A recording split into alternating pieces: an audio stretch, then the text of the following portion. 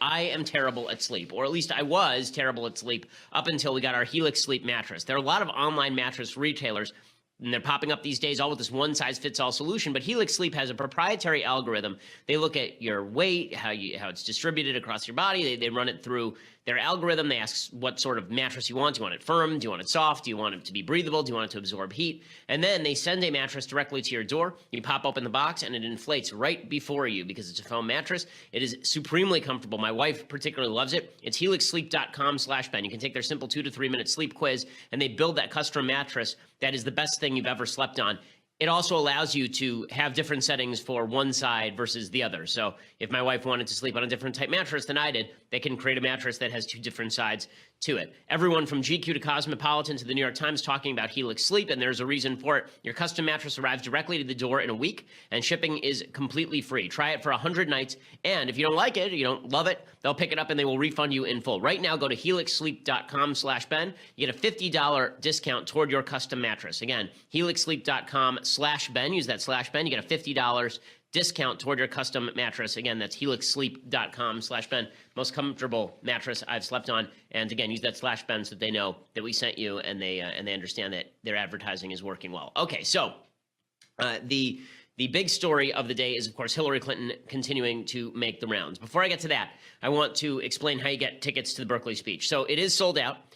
They sold out all of the tickets in 45 minutes. They had actually closed the other 1,000 seats. We would have sold that out too, probably in the first 45 minutes as well, except that they closed the upper tier at this auditorium, Zellerbach Hall at Berkeley. They closed it because they were afraid that Antifa members were going to infiltrate and actually rip, I guess, the chairs off the floor. I think they're bolted down. They're going to rip the chairs off the floor and then start flinging them down onto the unsuspecting crowd members below, which is just insane. The answer to that, by the way, is more security, not banning 1,000 people from the hall. That's absurd. But in any case, Berkeley does seem to be doing what they should be doing for security. Berkeley City Council today, or last night, passed a vote 6-3 that said that the Berkeley PD are allowed to use pepper spray on violent offenders. Okay, how this is even a question is beyond me, but I guess I am the cause of that, so yay me. It's about time they started using pepper spray on people who get violent. They're rioters. They're not protesters once they start getting violent. Apparently, there had been a 20-year ban in place on using pepper spray against violent protesters because Berkeley is one of the world's dumbest places. So if you want to get standby tickets, then you can go over to the Berkeley College. You can go over to the Berkeley campus tomorrow. For those who reserved a ticket online, you have to pick up your tickets at a time prior to 6:30 p.m.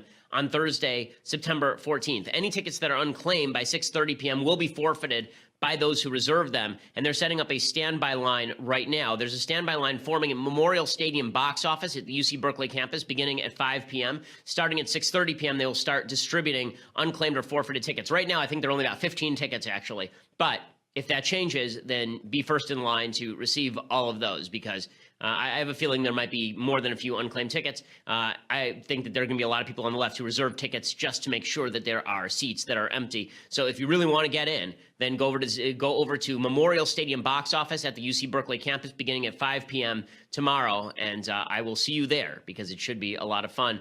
Widely anticipated, a lot of media coverage of this particular speech, and I'm very much looking forward to seeing all of you. So that is exciting stuff. Okay, so Hillary Clinton is doing her own book junket. She will not leave. And this is the worst thing in the world for the Democrats because she was such a deeply unpopular candidate that she really lost the election more than Donald Trump won it. And I say that, knowing that Trump may have been the only Republican candidate who could beat her. That's not a rip on Trump. This is just to point out how unpopular Hillary Clinton was. She won fewer votes in Michigan than Donald Trump won fewer votes in Michigan and won the state than George W. Bush won in 2004 in Michigan, and George W. Bush lost the state of Michigan.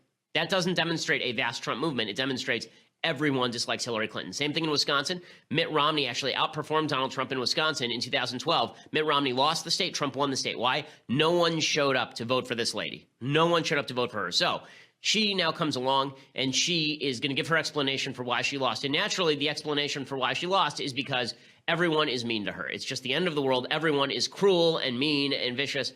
Her book came out yesterday, and apparently it is a heaping pile of garbage. There are amusing parts of it. I will admit, I've read some of the sections of it. I haven't had a chance to pick it up as of yet. It's been a bit of a busy week. And frankly, If I can somehow put it off to the point where it becomes irrelevant to the news, that'd be great, because I would not want to spend 4 hours reading her book.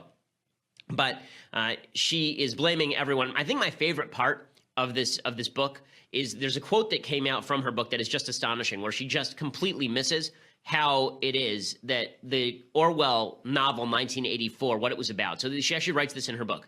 Attempting to define reality is a core feature of authoritarianism. This is what the Soviets did when they erased political dissidents from historical photos. This is what happens in George Orwell's classic novel 1984, when a torturer holds up 4 fingers and delivers electric shocks until his prisoner sees 5 fingers as order.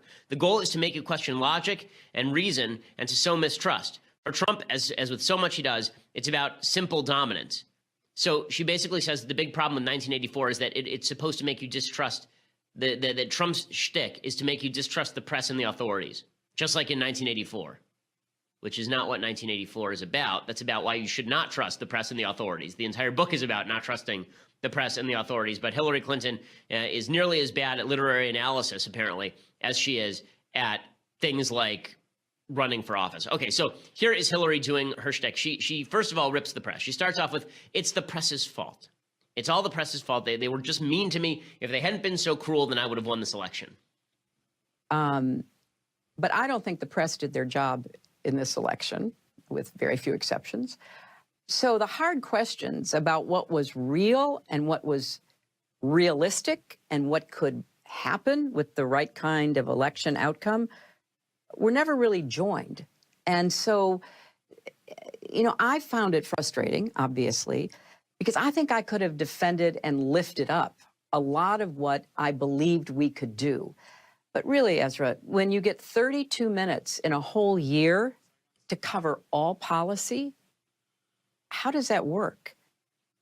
Okay, so it's all she wanted to talk policy, but the media were just too mean. Now, what's hysterical about this is that essentially what Hillary Clinton is doing is she's saying the entire 2016 election was, wait for it, fake news, right? She's suggesting that the media didn't do their jobs. The media were all part of this evil conspiracy to stop her. Now, I remember when there was a guy named Donald Trump, and he said this all the time and continues to say it all the time. And the media say, how dare Trump? How dare he insult us this way? But Hillary Clinton says the same thing, and they just sit there and take it. Well, she's probably right. You know, maybe we didn't do our jobs this time. Maybe we should have been more sycophantic. The big problem for Hillary Clinton and the Democrats is that the media were so sycophantic during the primaries, they refused to acknowledge what a bad candidate she was. So by the time she was exposed to the light of day, she just withered in the light of day. If the media had been honest about what a terrible candidate she was early on, the chances that she would have not won the nomination would have been exceedingly low. I mean, the media bias is always to the left. The best example of this today, there's an amazing tweet from a guy named Chris Chaliza over at CNN. Sometimes I think Chris Chaliza does some interesting stuff, but he tweeted something today that's just incredible. Here's what he tweeted, quote, "The Today Show did Ted Cruz porn video and Seattle mayor resignation in its first 10 minutes. Banner day for politicians." Hey, why do I bring this up? Because when he says the Today Show did the Ted Cruz porn video and Seattle mayor resignation, you have to understand what those stories are to understand how biased the media is. Hillary says the media are biased against her and Democrats. Okay, that's insane. The Ted Cruz porn video? No, Ted Cruz was not in a porn video. No, Ted Cruz was not caught watching a porn video. One of his interns liked a porn video on his Twitter account that he doesn't even run. Okay, that's the Ted Cruz porn video story that was worthy of Chris Chaliza's tweet. And what is this Seattle mayor resignation story? That's Democrat Mayor Ed Murray of Seattle, who's a garbage mayor. He had to resign because there was a 5th allegation of child molestation against him. Child molestation, okay? Allegedly molested 5 kids. Okay, and here he is, Ed Murray, resigning. But how is that characterized by Chris Chaliza? As Seattle mayor resignation. Would you get from that he was resigning because of alleged molestation? Is that what you would get from that? If you just read those two phrases, Ted Cruz porn video and Seattle mayor resignation, which one of those do you think would actually include a sex scandal? If you just read those two phrases. The Cruz one, right? But the Cruz thing's a nothing. The Seattle mayor just had to resign. He was, by the way, an up-and-comer in Democratic circles. There was talk about him running for governor of the state of Washington, Ed Murray. He's, I think, the first openly gay mayor of Seattle. He's $15 minimum wage guy in Seattle, progressive hero. Molested, allegedly, 5 children, 5 underage people. And Chris Chaliza characterizes that as Seattle mayor resignation. But no, we're supposed to believe that Hillary really, she was the one who was treated roughly by the media. Not Republicans, not Trump. It was really Hillary Clinton. Then Hillary said, you know who else is to blame? You know who else is to blame for all of this? I'll tell you. It was James Comey. James Comey was so mean. Here's Hillary Clinton explaining. I believe, absent Comey, I might have picked up 1 or 2 points among white women. I'll give you the example I use in the book. So before the Comey letter on October 28th, I was 26 points ahead in the Philadelphia suburbs. That could have only happened if I had a big vote from women, Republican women, independent women. A week later, 11 days later, I win the Philadelphia suburbs by 13 points. I needed to win by 18 points to be able to counterbalance the rest of the state. That wasn't just me. That's how Democrats win Pennsylvania in presidential campaigns. It stopped my momentum, and it hurt me, particularly among women. And I have so much anecdotal evidence for this. And now researchers are starting to pull some of this together. You know, all of a sudden the husband turns to the wife, I told you she's going to be in jail. You don't want to waste your vote. You know, the boyfriend turns to the girlfriend and says, she's going to get locked up. Don't you hear? She's going to get locked up. I mean, all of a sudden it becomes a very fraught, kind of conflictual experience. What I love here also is the statement from Hillary Clinton here that it's all the evil men who are telling their women, these stupid women. If only the stupid women wouldn't listen to their men. It's their men who are turning them and saying, she's going to be locked up. And the women are going, oh, darling, okay, I guess I won't vote for her anymore. Like, that's how Hillary Clinton actually pictures her own female voters. I can't imagine why this lady lost. I cannot imagine why this deeply unlikable human being lost. Then she says it wasn't just Comey, it was also Russian meddling. So first of all, just to point something out about the Comey thing, yes, James Comey botched this thing all the way through. But if you recall, the botchery started with him not indicting her in the first place, not recommending indictment in the first place, by actively changing the standard of law back in July. Instead of just handing over his recommendation to Loretta Lynch, he did the bidding of Barack Obama, right? He basically was writing her exoneration statement before he even interviewed her. You don't get to complain about James Comey when it's James Comey's fault that you were even running competitively up until the end of the election cycle. It wasn't just Comey, though, and it wasn't just the press. It was also the Russians, the Ruskies, the evil Ruskies. You notice there's one person who's missing in all of these calculations. Her name rhymes with Schmillery Blinton. But here's Hillary Clinton explaining that it was the Ruskies, that they wanted to take her out. Election was how effective the Russians through WikiLeaks were in weaponizing information against me, and how they were getting really good political advice about placement, both geographic and platform, from somebody. And we'll leave it at that. Yeah. But we didn't really see that. That was not clear to us at the time in the campaign. And in retrospect, you know, we saw how, if you analyze Google searches, they were spiking in places that had been sort of swing, had ended up voting for President Obama, but were, you know, subject to being persuaded by the other side. WikiLeaks searches were off the charts. People were trying to understand, and they were trying to make sense of some of the stuff they were hearing on their Facebook, you know, feeds, or a friend telling them. I love the implication here, by the way, that they were cleverly weaponizing WikiLeaks. Okay, I was there. What WikiLeaks did is they just released giant caches of documents. The idea that they were strategically releasing portions of them in various outlets just is not true. That's not how WikiLeaks worked. They would dump a bunch of documents, and then people like me and my staff would crowdsource them. Okay, that was just stuff that happened during the election cycle, but it was also the Russians. You know, it wasn't the fault of the DNC for not actually protecting their servers. It was the Russians. It wasn't Hillary Clinton's fault in any way. It was that Hillary Clinton was victimized by the Russians. So now here are the people she's blamed: the press, James Comey, the Russians, and now we're about to find out that it was sexism and misogyny. That's really what happened here, is people don't like women.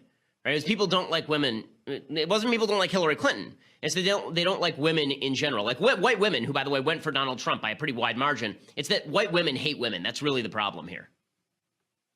I was really quite taken aback at the attitude and the behavior of my general election opponent, because he made no bones about it, literally.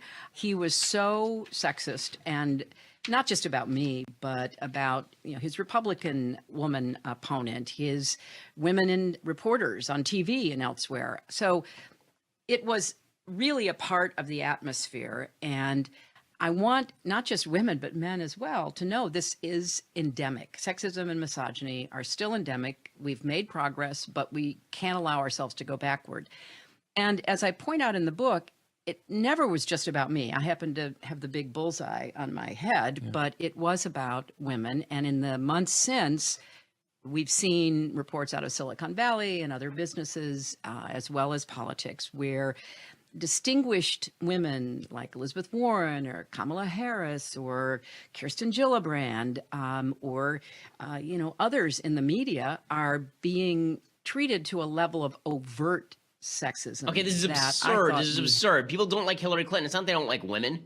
That's ridiculous. Okay, Kamala Harris is only being talked about for the presidency because she's a woman. She's been in the Senate for 5 minutes and done nothing. Elizabeth Warren being talked about for president is an absurdity. I know Elizabeth Warren. She's a professor at Harvard Law School, and I was there. Okay, the idea that Elizabeth Warren is being talked about as a presidential candidate is an absurdity. Kirsten Gillibrand. These are absurdities. But the idea that these are being treated, it's that sexism was unlocked in the last election cycle. No, what happened is that people got tired of people like Hillary Clinton labeling them sexist, and they didn't care what Trump had to say anymore.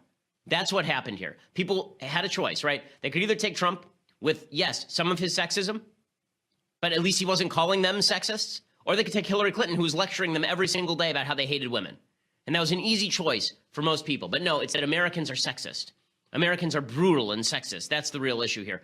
I don't remember Hillary Clinton speaking out the same way about any of the various Republican women over the course of her long illustrious career. I remember her speaking out the same way when she was targeting Juanita Broderick, when she was targeting Kathleen Willey, when she was targeting Monica Lewinsky. I don't remember her speaking out the same way in favor of women, obviously. So I love this revisionist history that it's all about Americans decided they hated women. Just like Ta-Nehisi Coates has said Americans decided they hated black people, Hillary says Americans decided that they hated women. But it's not just that. Hillary also blamed Bernie Sanders, and we'll get to that in just a second. Again, everyone has to be blamed. And the reason this is important, folks, is because I don't think the Democratic Party has actually moved beyond this mentality. I think they are stuck in a rut. I think they're stuck in a place where they basically want a divorce from the American people over this election cycle.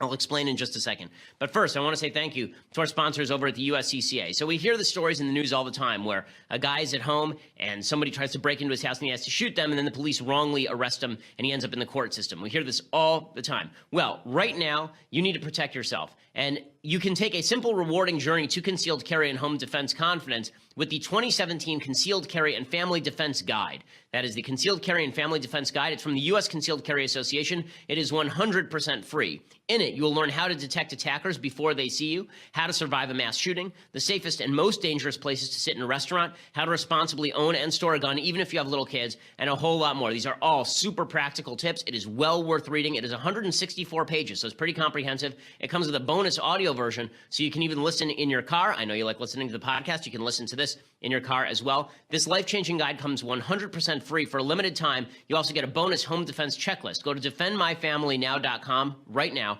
defendmyfamilynow.com, and register for 100% free instant access. That's defendmyfamilynow.com, defendmyfamilynow.com. USCCA makes sure that you are protected in case you actually have to pull the trigger and prepares you for the situation in which you may have to pull the trigger and how to best protect yourself. Again, defendmyfamilynow.com right now for 100% free access to their 2017 Concealed Carry and Family Defense Guide. Super cool stuff. Go and check it out, defendmyfamilynow.com. So Hillary also is very upset with Bernie Sanders. So she said yesterday that she beat Bernie Sanders in a landslide. During an interview with NPR, she said she totally rejects that Bernie Sanders was the guy who's supposed to win the nomination. She said, I find this criticism from Sanders supporters to be so off base. He's not even a Democrat.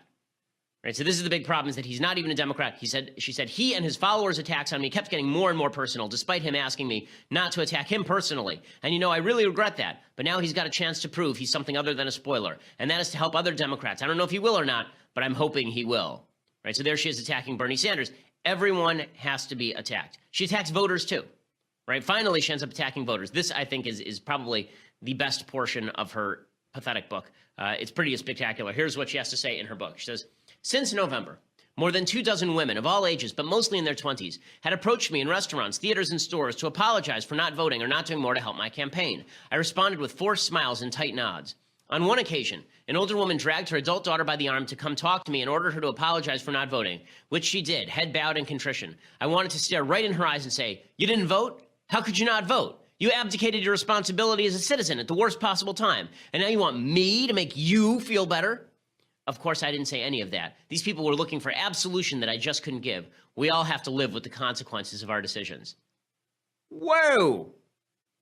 Whoa, there's only one word for that.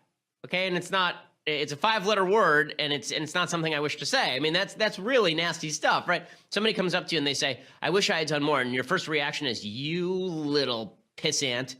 If you had done more to serve me, the mistress of all evil, then I would be sitting in the White House right now. It's your fault. You didn't work hard enough. I worked plenty hard. Sure, I took a nap every day. Sure, I collapsed into a van. Sure, I was terrible in debate. Sure, I was mechanical and awful and nasty and called half of Americans deplorables. But it's you. You didn't get out and vote. And I'm not going to provide you absolution. I am like the Pope, and I will never provide you absolution. I will never provide you absolution. Okay, it's no wonder. And then Hillary finally finishes up by saying, listen, I'm not going anywhere. You think I'm going to leave? I'm not leaving. And I am telling you, I'm not going. And she won't leave, right? I mean, she has nothing better to do with her time. What's she going to do, wander around in the woods like Bigfoot? So she's just going to stick around, sinking her claws into whatever Democrat starts to move toward the top, pretending she's helping them, but actually hurting them. Hillary is electoral poison. And much worse than Barack Obama was. And Obama didn't help anyone get elected. Hillary's even worse because at least people liked Obama. Or at least people thought Obama was cool. People think Hillary Clinton is awful. And the more people see of her, the better. So yay, I totally am in favor of Hillary Clinton sticking around. I think it's great. Here she is explaining that she's not going anywhere. She won't go. She just won't. Like Jennifer Holliday in Dreamgirls. Here she is. There are many people, including some Democrats, who would be happier if Hillary Clinton stayed in the woods, didn't write this book, didn't reopen the wounds of 2016. Well, they're going to be disappointed because I think it's important for people with my experience and my insight into what went on in the campaign, but more generally about our country, to speak out. Clinton says she is done running for office, but she plans to keep speaking up. Oh, please do. Please do. The thing is that Hillary Clinton, as just a human being, is an incredibly vindictive person. And you can sense the vindictiveness of the Democrats in her. Okay, she's a good avatar for their vindictiveness, that what they really are about is castigation of the other. If they really wanted to win, they'd run somebody like Joe Biden, right? Okay, I don't make a habit of giving advice to Democrats. If you wanted to win, you'd run somebody who didn't spend their time ripping on Americans as a bunch of know-nothing, sexist, bigot, racist, homophobes who wouldn't get out and vote for you because I deserved it. But unfortunately, that's not something that Democrats are doing. I think Sarah Huckabee Sanders actually got this exactly right yesterday. She said, it's kind of sad. It's a little bit sad, right? Here's Sarah Huckabee Sanders doing that. I think it's pretty clear to all of America. I think it's sad that after Hillary Clinton ran one of the most negative campaigns in history and lost, and the last chapter of her public life is going to be now defined by propping up book sales with false and reckless attacks. And I think that that's a sad way for her to continue. It is pretty sad. And thank God for the sadness of the Democrats, because otherwise they might actually be competent at this. Now, there's some conflicting information about what Democrats here are going to do. So Politico has a big piece today by a guy named Edward Isaac Dovere, reporting that Democrats are having trouble. They think that Trump may, in fact, be Teflon, that using Trump as sort of the rallying point for their crowd is not going to do it. Here's what he has to say. He says, data from a range of focus groups and internal polls in swing states paint a different picture for the Democratic Party heading into the 2018 midterms and 2020 presidential election. It suggests Democrats are naive if they believe Trump's historically low approval numbers mean a landslide is coming. So what's the big problem? Well, there are a bunch. First off, Bernie Sanders' economic program is not convincing to people. So today, it came out that a bunch of Democrats, I've written about this and talked about it yesterday, a bunch of Democrats, Elizabeth Warren, Kamala Harris, Gillibrand will soon jump on board, all of the Cory Booker, all of the front-running 2020 Democratic candidates are talking about embracing Bernie Sanders' Medicare for All plan. Okay, this is really stupid strategy. For a general election, it's really dumb. People do not trust the idea of a government takeover of the healthcare system. They didn't like Obamacare. And so the Democrats are actually doing something worse. They're talking about a full government takeover of the government healthcare system, throwing lots of people off their insurance because you have to pay for this somehow, and you somehow have to force doctors to take Medicare insurance in the first place. The only way to do that is by getting rid of the competitors in terms of reimbursement rates. You're going to have to force people off their insurance. That's what Medicare for All would probably mean. But Democrats are pushing that, but they're also actively undercutting their own point. When they did Obamacare, they said, listen, Obamacare is not going to be about single payer. We're not moving towards single payer, guys. I mean, how dare you? President Obama said this. Well, this is, first step toward making healthcare better, but we're not looking at single payer. And now you've got every Democrat in the world saying single payer is on the table. The American people don't want any of that. Democrats in the base do. Radical Democrats in the base want all that. But nobody in middle America wants a nationalized healthcare system. But Democrats are moving to the left on these economic programs in order to get that base revved up for the full-on election cycle. Big mistake, big mistake. I'll explain to you the other mistakes Democrats are making, why they're taking their lead from a combination of Bernie Sanders and Hillary Clinton, which is a really terrible combination, in just a second. But first, I want to say thank you to our sponsors over at My Patriot Supply. So right now, you look at the headlines, there's a hurricane in Texas. There's a hurricane in Florida. There are tornadoes hitting the middle of the country. There's a possibility that North Korea is developing an intercontinental ballistic missile tipped with nuclear weapons. Right? All of that means that at the very least, you should have some food in your house in case things go bad.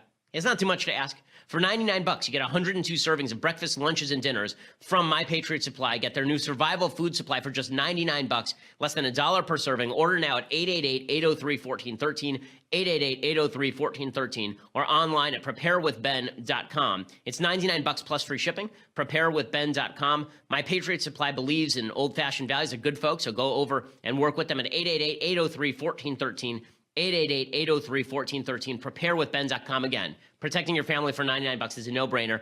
You store the food. You don't have to worry about it ever again. People at the office say it tastes like home cooking, so it's good stuff. And there, you see how the shelves basically empty anytime there's any sort of disaster. Don't be the person who's caught left holding the empty bag. Go to, instead, My Patriot Supply, preparewithben.com. That's preparewithben.com. Okay, so as I say, the Democrats are now lashing out at the American public. And that's what we've seen for the last 7 months. They just keep, the Women's March is a lashing out at the American public. The support for the Black Lives Matter movement, it's a lashing out at the American public. We're seeing a consistent lashing out at the American public. And it's really ugly, and that's what's driving people into Trump's camp. So what are their new strategies to fight Trump? Well, they're trying to move way left on economics like Bernie Sanders, but as Politico writes, many of the ideas party leaders have latched onto in an attempt to appeal to their lost voters, free college tuition, raising the minimum wage to $15, even Medicaid for all, test poorly among voters outside the base. And the reason that they test poorly among voters outside the base, one reason is because this is all basic class warfare stuff. Right? The idea is there's someone screwing you, and we're going to rectify that situation. Well, vilification and nastiness is not going to help you. It's funny. In 2016, there was this general idea that Trump was the nasty guy and Hillary was the candidate of uplift. No, you basically had two nasty people going at one another. And Hillary was actually more alienating to Americans than even Donald Trump was, which is an amazing statement. Worse, for Democrats, Trump is actually being given credit for the continuing strong economy, according to Politico. And personal attacks on him have been so variegated, meaning that they've been so diffuse, that they dilute the message entirely. Voters actually don't care that Trump fibs because they feel like Democrats think of them badly. Like, who would you prefer to hang out with? The guy who tells you fish stories but is nice to you, or the person who rails against you for being a racist, sexist, bigot, homophobe who needs his soul changed? Right? Obviously, there's a reason that Trump is more popular than some of the Democratic program. And all of the attempts to paint Trump as a closeted white supremacist have failed too, because again, the Democrats are just so extreme. Right? I explained this to Don Lemon on CNN. I'm amazed that Democrats haven't picked up on this. After the Charlottesville incident, when Donald Trump, I thought, did a terrible job of handling it, instead of Democrats staying on that, Trump immediately swiveled to defending Confederate statues, and Democrats, like the fools they are, decided to follow him there. That's a losing issue for them. And they're so radical that they're actually justifying a lot of what Trump had to say about the statues, right? Trump said, once you get rid of the Confederate statues, the next move is to get rid of the Jefferson statues. Today, report from Charlottesville, students at the University of Virginia have now draped in black tarp the Thomas Jefferson statue. Thomas Jefferson founded the University of Virginia. He founded it. Okay, now they're draping his statue with a black tarp. And you wonder why people are resonating to Trump? Okay, Trump also has the advantage on immigration and trade in these focus groups as well. The biggest problem for Democrats is not Trump, it's them. They come off as people who look down their noses at everyday Americans, who see Trump voters as losers and as morons, who see people who didn't even vote for Hillary Clinton as to be alienated, right? This is how they see Americans, and Americans pick up on this. There's nothing that people pick up on more quickly than a sneer. If you sneer at people, people pick up on it incredibly quickly. And people didn't feel like Trump was sneering at them. They may have felt like Trump was sneering at the media because he was. They may have felt like Trump was sneering at Democrats because he was. They may have felt like Trump was sneering at fellow Republicans because he was, and fellow candidates. But they didn't feel like he was sneering at them. And they got the feeling that Hillary Clinton was sneering at them. And Democrats are having a tough time getting out of that rut. So their alternative was, okay, well, if we can't stop sneering at Americans, at least we'll castigate Trump as evil. But Trump has actually undercut that a little bit because now he's working with Democrats. How do you castigate Trump as Hitler when you're making a deal with him? When you're going to the White House, there's a meeting today between Pelosi and Schumer and Trump. Now, I'm not saying that's good politics for Trump. I think that making deals with Pelosi and Schumer is what he was elected not to do. But for Democrats, it's very difficult for them to make the simultaneous case that Trump has to be stopped because he's so evil, and then they go and work with President Trump. So it may not be that Trump is Teflon so much as Trump is rubber and the Democrats are glue, and whatever they throw at him bounces off him and sticks back to them. Now, here's the truth. I want to mitigate this statement a little bit. Do I think that the Republicans have the upper hand going into 2018? I think you'd be foolish to think that. I look at the data, and what I see is Democrats winning some victories and possibly taking the House. Right now, the generic ballot has Democrats up anywhere from 6 to 8 points in the congressional race. There was a lot of talk in 2005 about how George W. Bush was Teflon too, and then in 2006 he got blown out, and in 2008 Barack Obama took office with a Democratic majority in the House and the Senate, and nearly a supermajority in the Senate. Okay, so it's a little bit early, and it's worth noting that there are statistics that cut in favor of Democrats here. So on the question of who fights for people like me, Trump and the Democrats were split at 50% each in February. Democrats are now ahead by 17 points. That's a big gap that they've opened up right there. And we are seeing some Republicans retiring because they don't like working with Trump and because they're afraid they're going to be primaried. And we are seeing special state elections in places like Oklahoma swing Democrat. There's a plus 31 Democrat state seat, Republican state seat in Oklahoma yesterday that swung for the Democrats. Okay, that is not good news for Republicans.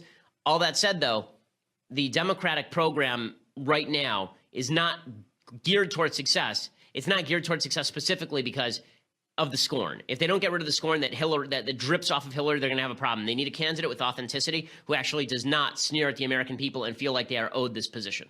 If they don't do that, then they're going to be in serious trouble. Now, I want to talk about what's going on with the ongoing attempt by outside forces to manipulate President Trump on both sides. But before that, you're going to have to go over and subscribe. I also want to talk about ESPN, and we'll talk about the iPhone X, the iPhone 10 release. We'll talk about all those things. But first, you have to go over to dailywire.com and subscribe. For $9.99 a month, you can get a subscription to Daily Wire. That comes with my show live. It comes with our Daily Wire mailbag, which happens on Fridays. We're doing a special Q&A next Tuesday that you can be part of if you're a member of the Daily Wire team for $9.99 a month. You get Andrew Klavan's show live as well. That starts at 10:30 today, Pacific time. You get Michael Knowles' show at 12:30 Pacific time today. So you get all of those things for free when you subscribe at $9.99 a month, which is awesome. And right now, if you get the annual subscription, $99 a year, which is a better deal than $9.99 a month by a good $20 or so.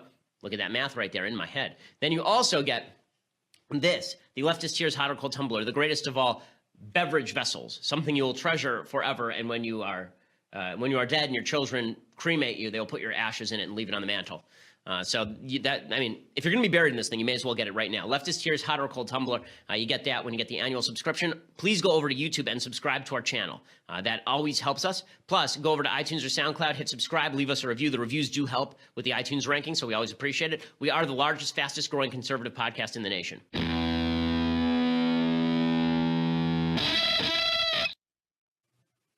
Now, I've talked a lot about the Democratic failures, how they're going to try Bernie Sanders economics, which is not popular and does not hold up with the American people, and how they've tried Barack Obama intersectionality, and how the scorn that Hillary Clinton holds for American voters is infused throughout the Democratic Party because they just can't believe that Americans would have elected Donald Trump.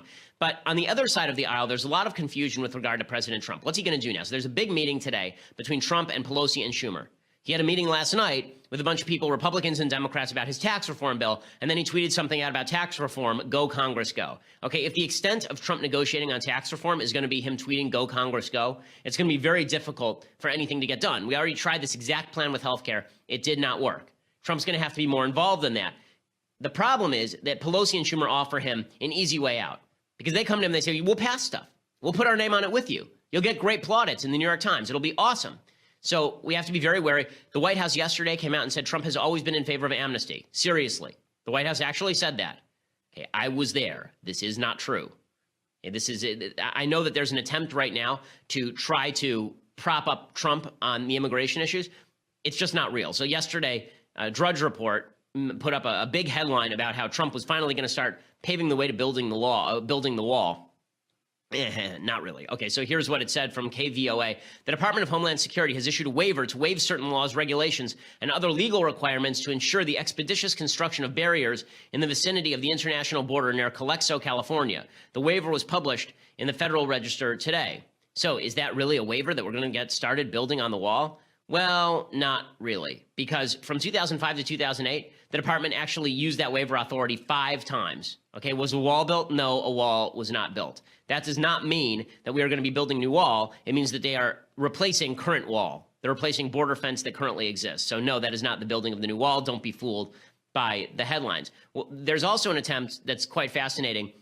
A lot of Republicans on various sides of the aisle have decided that it's imperative to flatter Trump into backing their positions. So the fascinating thing to watch right now is that Steve Bannon, who sees himself over at Breitbart as sort of the avatar of Trumpism, right? The great philosopher king of Trumpism. He's been pushing Trump on some things that I agree with, actually, and some things I don't agree with. But the people who are not on Team Bannon, a lot of those people who want Trump to do different things, they're now using Bannon as a foil, and they're picking on Bannon's criticism of Trump in order to drive a wedge. In other words, I think a lot of people have now figured out Trump's gig, his whole shtick. Right? His whole shtick is if you praise him, he likes you, and if you criticize him, he doesn't. Right? That's Trump's entire shtick. So a lot of people are basically now picking up on this, and they're trying to find instances where their own political opponents have attacked Trump, and then they're trying to highlight to Trump those people are attacking him so he'll move away from their policies. Good example of this. So Sarah Huckabee Sanders, who is obviously in the administration, a lot of people in the administration are not big Bannon fans. He was just ousted a couple of weeks ago. Steve Bannon had said that Trump's biggest mistake was firing James Comey, the FBI director. Sarah Huckabee Sanders is trying to drive a wedge between Bannon and Trump. Here she is doing it. I think that everybody knows exactly where the president stands on that issue. The president is proud of the decision that he made. The president was 100% right in firing James Comey. He knew at the time that it could be bad for him politically, but he also knew and felt he had an obligation to do what was right and do what was right for the American people and certainly the men and women at the FBI. I think there's no secret. Comey, by his own self-admission, leaked privileged government information. Weeks before President Trump fired him, Comey testified that an FBI agent engaged in the same practice, they'd face serious repercussions. I think he set his own stage for himself on that front. His actions were improper and likely could have been illegal. Comey leaked memos to the New York Times, your own outlet. He politicized an investigation by signaling he would exonerate Hillary Clinton before he ever interviewed her or other key witnesses. Okay, so it's smart for Huckabee Sanders to do all this because she's defending Trump now from Bannon. But here's the giveaway. Here's what Mitch McConnell is doing today. Okay, here's the Senate Leadership Fund. They're specifically going after Steve Bannon because Bannon is trying now to undermine a lot of Mitch McConnell's favorite candidates. So here's what McConnell said. Senate Leadership Fund President and CEO Stephen Law today released the following statement in response to Steve Bannon calling James Comey's firing the biggest mistake in modern political history. Quote, Steve Bannon is dead wrong.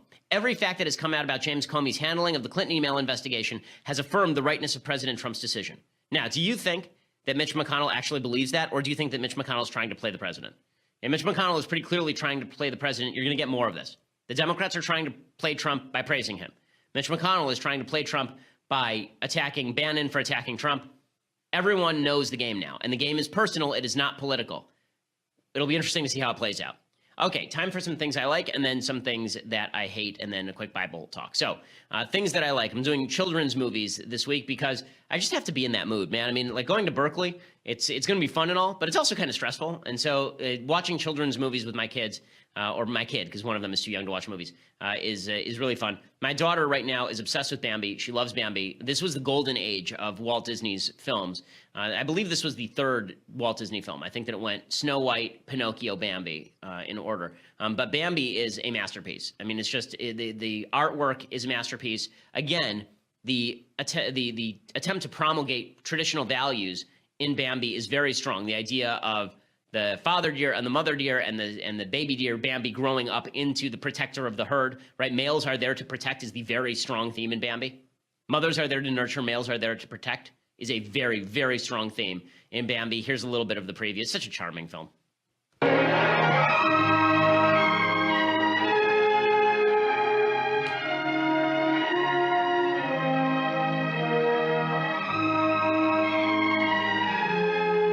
Walt Disney, the world's greatest storyteller, brings the world's greatest love story to the screen. Bambi. The story that proves that love can be loaded with laughs. Well, what's the matter with them? They're Twitter-pated. Twitter-pated? Yes. Nearly everybody gets Twitter-pated in the springtime. It's not gonna happen to me. Me neither. It can happen to anybody. For example, you're walking along, minding your own business, when all of a sudden, you run smack into a pretty face. Woo-hoo! You begin to get weak in the knees. Your head's in a whirl. I mean, the movie today would be, it's heteronormative, it's too dark for children. I mean, Bambi's mom gets shot halfway through the film, right? I mean, it's a very dark film. But again, it teaches some life lessons that I think, remember, people were just tougher then, okay? Bambi came out in 1942. We were already in the middle of World War II. A lot of dads were off to war.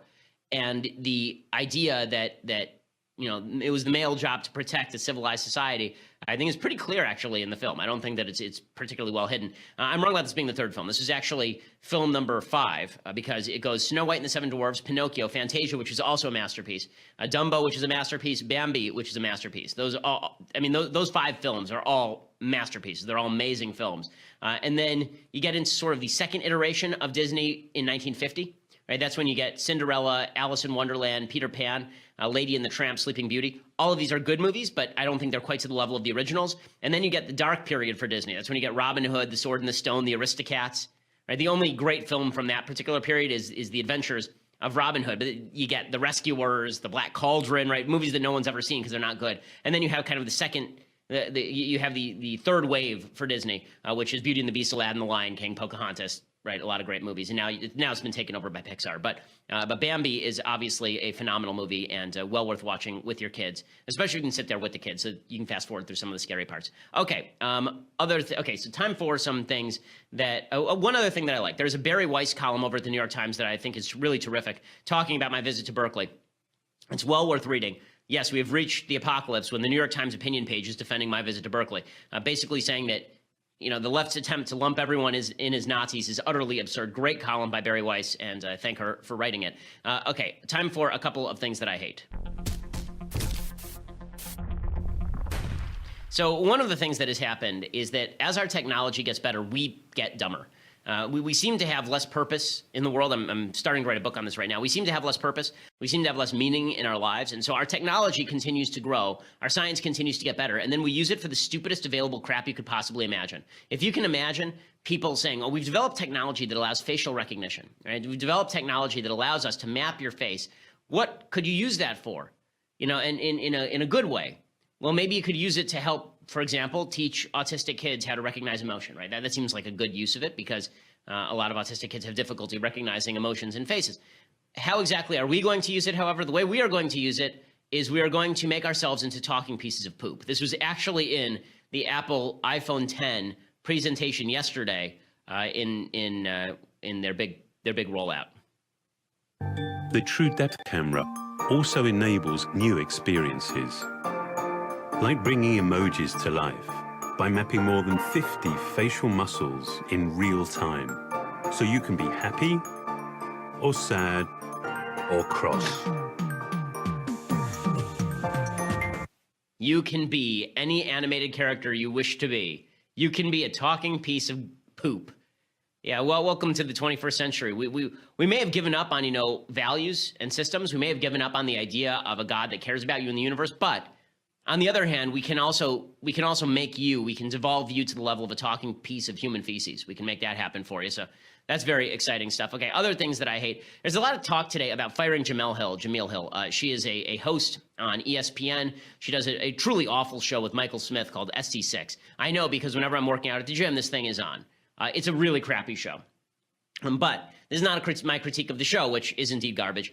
Jamil Hill came out and she tweeted this yesterday. Donald Trump is a white supremacist who has largely surrounded himself with other white supremacists. The height of white privilege is being able to ignore his white supremacy because it's of no threat to you. Well, it's a threat to me. Trump is the most ignorant, offensive president of my lifetime. His rise is a direct result of white supremacy. Period. He is unqualified, unfit to be president. He is not a leader. And if he were not white, he never would have been elected. Okay, and ESPN quickly responded with this statement. They said the comments on Twitter from Jamil Hill regarding the president do not represent the position of ESPN. We have addressed this with Jamil. She recognizes her actions were inappropriate. Okay, I hate everything about this. First of all, Jamil Hill is wrong. The idea that Trump is a white supremacist is not true. Trump is not good on race issues, but the idea that he himself is a white supremacist rather than pandering to a group of white supremacists, I think, is false. Maybe it's a distinction without much of a difference, but I think that it does matter. If you're going to attribute motives to people, we should at least be specific about the motives we attribute. This idea that Trump is the root of all racial evil in the United States is just a repeat of Ta-Nehisi Coates. But she has every right to say it, obviously. She can say whatever she wants. Now, ESPN would be well within its rights to suspend or fire her. They could say, listen, you just alienated half our audience. You're here to talk about sports, not to talk about Donald Trump. But instead, they issue this kind of milquetoast statement saying they don't that her actions were inappropriate. Well, I don't think they were actually inappropriate. I mean, she gets paid to talk about all this stuff, including politics, on her show. It seems kind of ridiculous to me that now ESPN's backing off of this. Like, do they think we don't watch the network? The big problem ESPN is having right now is that I just want to see the highlights of the Cleveland Indians winning their 20th game in a row. Instead, I turn on the TV and I get Colin Kaepernick talk for 45 minutes. I get how many gay college football players are there for 45 minutes. I get what's the latest with Caitlyn Jenner for 45 minutes. Like, I can't get to the actual highlights because all you're doing is spending time talking about stupid political nonsense that I don't care about in any form. And then ESPN is shocked when Jamil Hill feels the freedom to go out and do this. Now, there's another story that came out yesterday that Linda Cohn, who's a longtime anchor, that she was reportedly suspended because she spoke out on politics at the network. She said, I don't think these politics are great at the network. And the president, John Skipper, told her not to come to work and to think about what she said. So she was suspended for saying ESPN was talking too much politics. Jamil Hill was not suspended for saying Trump was a racist.